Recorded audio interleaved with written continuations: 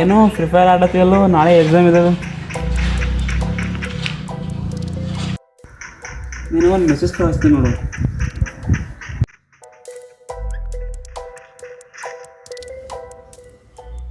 ಓದ್ಬೇಕು, ಇಷ್ಟಪಟ್ಟು ಓದ್ಬೇಕು, ಅಪ್ಪ ಅಮ್ಮಗೋಸ್ಕರ ಓದ್ಬೇಕು. ಮಗನೇ ಹೆಂಗ್ ಓದ್ಬೇಕು ಅಂದ್ರೆ ರಿಸಲ್ಟ್ ದಿನ ಕರ್ನಾಟಕ ನಿನ್ ಬಗ್ಗೆ ಓದ್ಬೇಕಲ್ಲಿ, ಹಂಗ್ ಓದ್ಬೇಕು. ರಿಸಲ್ಟ್ ಬಂದಿದ್ದ ದಿನ ಕರ್ನಾಟಕ ನಿನ್ ಬಗ್ಗೆ ಓದ್ಬೇಕು, ಆ ರೇಂಜಲ್ಲಿ ಓದ್ಬೇಕು. ಸುಮ್ನೆ ಗೆದ್ರೆ ವಿಕ್ಟರಿ, ಪಡಬಾರ್ದು ಕಷ್ಟಪಟ್ಟು ಗೆದ್ರೆ ಅದು ಹಿಸ್ಟರಿ ಅಂತ.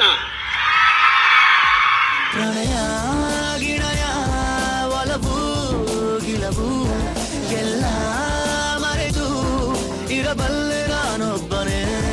ವಿರಹ ಗಿರಹ ಸರಸ ಗಿರಸ